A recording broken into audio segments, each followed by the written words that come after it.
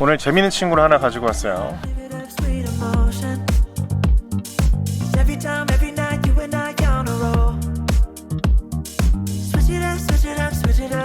자, 이 친구의 가장 큰 특징 바로 요겁니다. 1인치 시모스 센서 F2.2 뭐 이렇게 쓰여있죠. 이 친구가 특별한 점 바로 컨슈머용으로 나와있던 360도 카메라 중에 아마도 가장 큰 센서를 채용한 그런 카메라가 아닌가 싶습니다. 카메라 관심 있는 분들은 잘 아실 텐데 센서 크기에 대해 굉장히 관심이 많죠. 화질에 지대한 영향을 미치기 때문일 텐데요. 렌즈가 굉장히 큽니다. 센서가 커졌기 때문에 그만큼 렌즈 사이즈도 커지다 보니 꽤나 특이한 형태를 보여주고 있는데요. 센서 크기가 굉장히 중요합니다. 어쨌거나 적당한 센서 크기와 적당한 화소의 어떤 밸런스를 잘 갖추면 상당히 좋은 화질을 보여주는데요. 화질을 높이는데 센서 사이즈는 어쨌거나 굉장히 밀접한 관계가 있고 중요한 역할을 합니다. 그런 의미에서 컨슈머 레벨에서 1인치 센서가 들어간 이 360도 카메라는 분명히 의미가 있는 것 같아요. 자, 이게 갤럭시 S22예요. 렌즈알이 얼마나 큰지 여러분 대충 보이시죠? 길이는 스마트폰과 거의 흡사한 요거는 S22예요. 이렇게 큰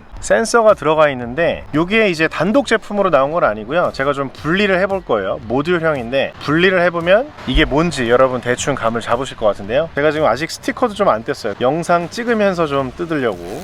이쪽에 이렇게 구멍이 있죠. 이쪽에 마이크가 안쪽에 있을 건데 그 수음을 위한 구멍들이 좀 있고요. 이쪽을 보면 버튼들, 녹화 버튼, 파워 버튼, 그 다음에 여기 뭔가 또 스위치가 있죠. 이 뒤쪽을 보면 플로우 스테이트 스테빌라이제이션 이라고 쓰여 있죠. 인스타 360 손떨림 보정 기능을 의미하는 것입니다. 그 다음에 여기 제가 커버를 집에다 두고 왔어요. 두고 왔는데 여기에 보면 충전 단자, 충전 포트 커버입니다. 뭐 마이크를 연결할 수도 있고요. 멀티포트로서 활용이 되는 건데요. 이 모듈형인데 여러분들 좀 자세히 보니까 그런 게 보이나요? 먼저 이쪽 양쪽에 버튼을 누르고 빼면 이게 바로 1인치 360도 에디션인 겁니다. 인스타 1R S 써보신 분들은 이게 뭔지 알죠? 이게 바로 카메라 모듈이고요. 인비저블 스틱을 연결을 해놨는데 이걸 분리하고, 자, 이걸 밀면 이렇게 다 빠집니다. 최근에 업데이트된 인스타 360 1RS의 그 메인 모듈이에요. 뭐 이쪽에 카메라도 끼우고 아래쪽에 배터리도 끼우고 하는 식인데, 그러니까 세로 배터리 인스타 1RS에다가 이 케이스를 씌우고 이 360도 카메라 모듈을 더한 게 바로 1인치 에디션인 거예요. 1인치 360도 에디션, 360도 카메라 에디션이 새로 생긴 겁니다. 자, 그 다음에 인비저블 스틱도 저는 괜찮더라고요. 이게 돌려서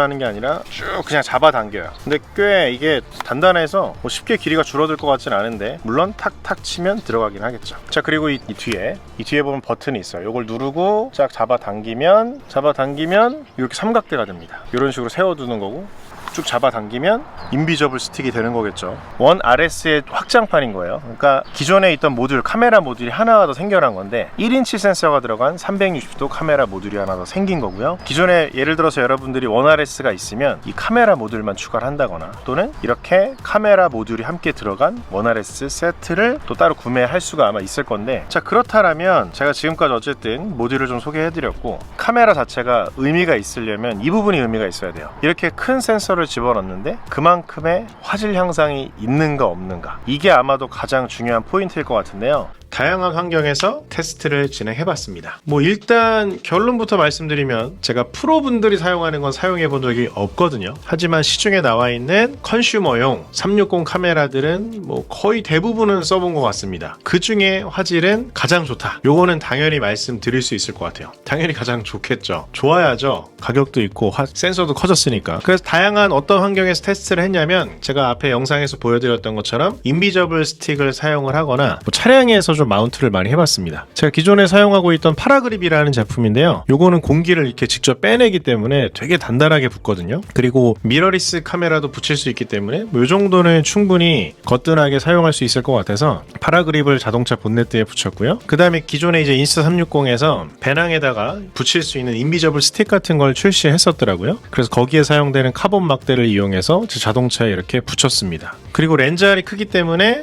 이런 식으로 장착을 했어요. 이게 전면 진행 방향 이렇게 촬영을 해서 촬영을 여러 가지를 진행을 했죠.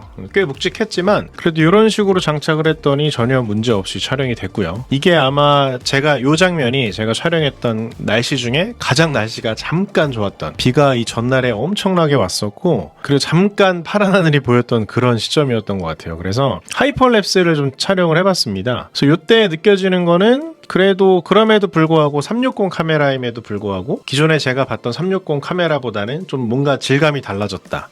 색감이 또 좋아졌고 이런 부분들은 딱 단번에 확인할 수는 있었습니다. 그렇게 해서 하이퍼랩스를 한번 촬영을 해봤고요. 처음에는 약간 이 360 카메라의 특징인 조금 볼록한 fisheye 느낌의 이런 장면으로 진행을 하다가 이 신호등이 있는 부분부터는 좀 일반 액션캠 같이 좀 왜곡이 좀 보정된 상태로 진행을 해서 한번 촬영을 해봤거든요. 했을 때 뭐 화면 구름이 넘어가는 거라거나 뭐 이런 부분들 되게 뭐 아름답게 표현이 되더라고요. 그리고 이렇게 타이니 플래닛인가? 뭐 타이니 플래닛이라는 식으로 좀 바꿔서 좀 재미있는 장면들도 한번 촬영을 진행해 봤습니다. 아무래도 이게 그 센서 자체는 커지긴 했지만 해상도 자체는 많이 증가하진 않았거든요. 그러다 보니까 화면을 좀 많이 확대하게 되면 화면이 좀 깨지는 걸 확인할 수는 있었습니다. 자, 그 다음에는 이제 제가 핸드헬드를 한 상태로 이렇게 다녔어요. 뭐 잠깐의 이제 가족여행 갔다 오다 보니까 막 카메라 세팅을 뭐 따로 할 수는 없잖아요. 그냥 오토 세팅, 뭐 BBD에 놓고 그냥 들고 다녔습니다. 뭐 그런 게 아무래도 이제 360 카메라의 장점 중에 하나인 것 같습니다. 뭐 딱히 렌즈를 내 얼굴이 향하지 않고 그냥 들고만 다녀도 그 공간을 촬영하고 나중에 이제 리프레이밍 해서 내가 원하는 장면을 선택하면 되는 거잖아요. 그런 부분이 일단 되게 좋았고요. 뭐 막 촬영을 신경 써야 될 수 있는 그런 상황은 아니라서 가평에 되게 예쁜 카페, 갈 때마다 가는 카페가 하나 있어요. 엄청나게 예쁜 그런 정원이 있고요. 그냥 쓱 들고 다녔습니다. 이후에 리프레이밍 해서 촬영을 했고 일단은 뭐 화질의 한계는 분명히 있습니다. 액션캠이다 보니까 화질의 한계는 분명했는데 그 센서가 커졌기 때문에 뭐 질감의 차이점들, 뭐 색감이라거나 이런 것들이 좀 잘 살아난다라는 느낌은 있었고요. 그 다음에 주광이어서 뭐 저조도 테스트를 많이 할 수는 없었는데 이렇게 오두막 같은 게 하나 있어서 조금 어두운 부분도 촬영을 해봤습니다. 창문을 통과해서 막 찍을 수 있는 이런 새로운 그런 방식이 또 VR 카메라의 재밌는 점 같아요. 또 이 정원을 타이니 플래닛으로 해서 한번 거닐어 봤습니다. 파란색 하늘도 표현도 잘 되고요. 확실히 뭔가 좋아지지 않았나 이런 생각을 좀 받았고요. 자, 그 다음에 이제 뭐 주광에서 촬영했기 때문에 아마도 이 카메라가 보여줄 수 있는 최상의 화질을 좀 보여주지 않았을까 싶은데요. 뭐 확실한 건 질감이 좋아졌다. 하지만 저는 나름 이런 부분도 기대했던 게 있었거든요. 좀 VR 카메라가 이제 앞으로 최신으로 출시가 되면 8K 해상도로 나오면 이제 리프레이밍을 할 때 좀 더 많이 땡길 수 있고 확대할 수 있지 않을까 이런 기대를 했었는데 그런 부분까지는 적용이 안 됐더라고요. 8K가 되려면 아마도 기존의 6K에서 8K 되면 데이터 처리량이 2배로 늘어나야 되거든요. 아직은 그 정도까지 하드웨어 성능이 못 따라주는 건지 잘 모르겠으나 그 부분에 대한 거는 조금 아쉬움은 느낄 수 있었습니다. 자, 그 다음에 이제 야간 상황인데요. 제가 어디 모 백화점에서 그 답사를 좀 갔다 와야 돼서 아무도 없는 답사 끝나고 10시, 11시였던 것 같은데 지하 주차장이었어요. 뭐 지하 주차장이면 당연히 광량이 충분하진 않겠죠. 그래서 약간의 조도가 있는 실내에서의 화질이 어떨지를 여러분들이 대충 감을 잡으실 수 있을 것 같은데요. 뭐 이 부분 봤을 때는 확실히 느끼긴 했습니다. 그러니까 액션캠들 또는 360 카메라 작은 센서를 가진 것들이 이 정도의 조도에서는 확실히 화질이 떨어지는 게 보이거든요. 근데 어쨌거나 여러 번 말씀드리는데 컨슈머 레벨의 360 카메라 중에는 저조도 성능이 가장 뛰어나구나 라는 건 이 부분에서 확실히 체감을 할 수가 있었습니다. 그래서 제가 이렇게 쭉 직진을 하면서 화면을 좀 꽤 땡겼어요. 그래서 아마 화면을 땡길수록 360 카메라는 화질이 떨어지는데 그래도 이 정도 유지하는 거는 확실히 기존 카메라들에 비해서는 좋아졌다. 이거는 장담할 수 있을 것 같았습니다. 자, 그리고 또 한 가지는 제가 이제 정말 불이 다 꺼진 상태, 딱 스크린만 켜져 있는 그런 촬영 현장에서 짧게 담아봤거든요. 아마도 이게 가장 열악한 상태였을 것 같은데요. 대충 이제 정말 어두울 때 어느 정도 화질이 나오는지 이 영상을 통해서 여러분들이 한번 직접 확인해 볼 수 있을 것 같습니다. 360 카메라의 장점은 일단 카메라 대충 세워놓고 롤 돌려놓은 다음에 이 이후에 구도를 정할 수가 있잖아요. 저는 이 부분이 되게 좋은 것 같고요. 메인으로 쓰기엔 아쉽지만 서브로 있으면 진짜 유용한 게 VR 카메라인 것 같습니다. 비 많이 오는 날 있죠. 뭐 비 많이 왔던 날 그날인가 뭐 다음 날인가 하여튼 여전히 비가 추적추적 내리는 날이었는데 한번 야외에서도 한번 촬영해봤어요. 그냥 차량에 부착해놓고 뭐 빗방울도 떨어지고 뭐 이런 상황인데 뭐 어쨌거나 완전 실외고 되게 어두운 상황이잖아요. 근데 이게 진짜 좋다, 막 너무 좋다 이 정도는 분명히 아닌데 어쨌거나 정확히 말씀드릴 수 있는 건 기존에 이제 제가 사용했던 360 카메라들에 비해서는 그래도 이 정도면 꽤 저조도에서 선방했는데 라는 건 느낄 수 있었어요. 하지만 와 진짜 만족스럽다. 야, 이 정도면 완전 야간에도 막 찍어도 되겠는데? 이 정도는 분명히 아니었지만 좋아졌네?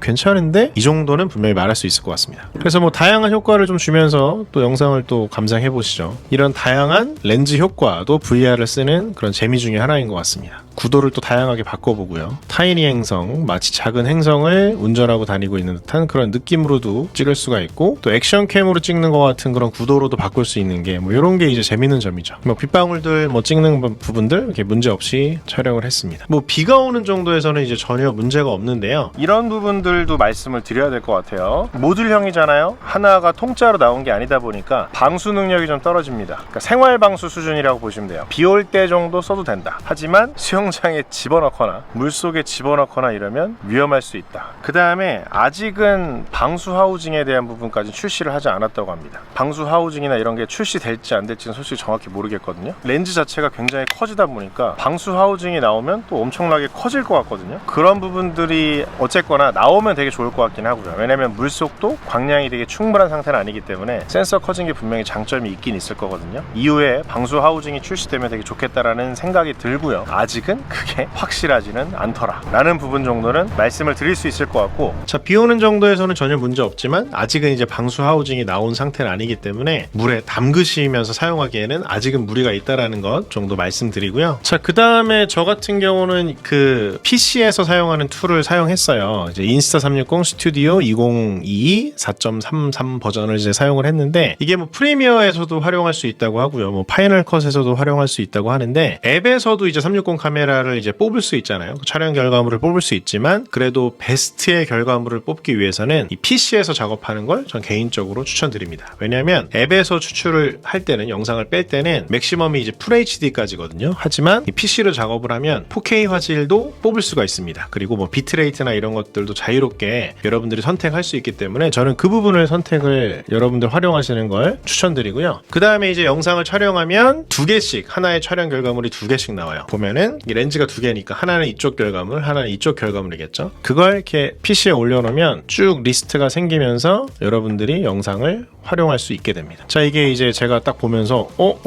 질감이 좋아졌는데? 괜찮아졌는데? 했던 순간이에요. 이 장면이. 그래서 이렇게 리프레이밍을 할 수가 있습니다. 여러분들이 뭐 처음에 촬영했던 걸 카메라를 돌려서 이렇게 해서 이 플러스 버튼을 누르면 여러 가지 옵션을 정할 수가 있는데요. 이렇게 해서 방향을 여러분들이 전환할 수 있는데, 그냥 이 자체로 마우스를 드래그해서 방향을 전환할 수도 있고, 이렇게 각도를 바꿀 수도 있고요. 왜곡 정도도 여러분 정할 수가 있습니다. 이런 식으로 왜곡을 정할 수도 있고 필 수도 있어요. 근데 많이 피다 보면 주변부 화질이 좀 많이 떨어질 수 있습니다. 그리고 이렇게 왜곡을 정한 다음에 화면을 어느 정도를 사용할 것인가, 화각을 정할 수도 있고요. 이런 걸 한 지점 사용해서 여러분들이 촬영한 결과물을 여러분 마음대로 뽑아낼 수가 있는 거죠. 내추럴 뷰, 실제로 여러분들이 사용하는 액션캠에 가까운 화각이라고 보시면 되고요. 타이니 행성, 이렇게 하면 또 재밌는 효과가 나오고, 크리스탈 볼, 이런 식으로 정할 수도 있고, 기본값이 약간 피시아이 느낌으로 여러분들이 사용할 수 있는데요. 되게 쉽습니다. 이미 이거 튜토리얼 진짜 많을 거거든요. 여기서 또 반복할 필요는 없을 것 같고, 그냥 영상 한번 보고 찍은 다음에 한두 개만 만들어 보세요. 되게 쉬워요. 이 프로그램을 쓰는 이제 가장 가치가 있는 부분이라고 생각하는 건 비트레이트 정할 수 있고요. 뭐 인코딩 포맷, 뭐 프로레스, H.264, 265. 아마도 컴퓨터에 가장 부담이 없는 건 H.264고요. 그 다음에 이제 컴퓨터가 좀 괜찮아, 그럼 265 하셔서 비트레이트를 올리면 그래도 최대한의 가장 좋은 화질을 뽑을 수가 있습니다. 근데 만약에 H.264다 그러면은 뭐 한 150 정도 써도 될 것 같고요. H.265다 그러면 한 100mbps 정도면 제가 봤을 땐 충분하다. 그 용량을 프로레스로 하면 용량이 엄청 늘어나잖아요. 근데 그만큼의 정도까지는 필요가 없다고 봐서 그렇습니다. 해상도 정할 수 있고 내보내기 하면 꽤 빨리 진행이 됩니다. 그래서 이렇게 툴까지 한번 간단하게 소개를 시켜드려 봤어요. 자, 이렇게 한번 인스타 360 1RS의 1인치 360 에디션. 와, 이름 진짜 엄청 길어. 지금 자막으로 아마 쓸 것 같은데요. 한참 자막이 나와 있을 것 같은데. 그렇습니다. 일단 결론부터 말씀드리면 컨슈머 레벨에서는 분명한 건 최고다라고 말씀드릴 수 있을 것 같고요. 그래서 개인적으로는 조금 아쉬웠던 건 8K로 나왔으면은 진짜 말 그대로 정말 진짜 만족을 했을 것 같거든요. 액션캠의 활용도까지도 충분히 넘볼 수 있었을 것 같은데 그거는 아직은 좀 시기상조인가 봅니다. 뭐 어쨌거나 그럼에도 불구하고 현재 나와 있는 컨슈머 레벨에서는 가장 좋고, 특히나 저조도에서 센서가 커진 게 분명히 이득이 되는 부분들을 확인을 했습니다. 360 카메라 기존에 썼던 것과는 확실히 다른 화질을 보여주긴 하네요. 방수 하우징도 되게 나왔으면 좋겠더라고요. 그런 부분들, 그리고 그 외에 뭐 렌즈를 보유해주는 이런 모듈들은 또 이후에 어떻게 출시되는지, 또 개인적으로 또 개인 사용자로서도 좀 궁금해지는 부분이 있었습니다. 더 궁금한 내용들 있으면 댓글 부탁드리고요. 오늘의 영상은 여기서 마무리 짓도록 하겠습니다.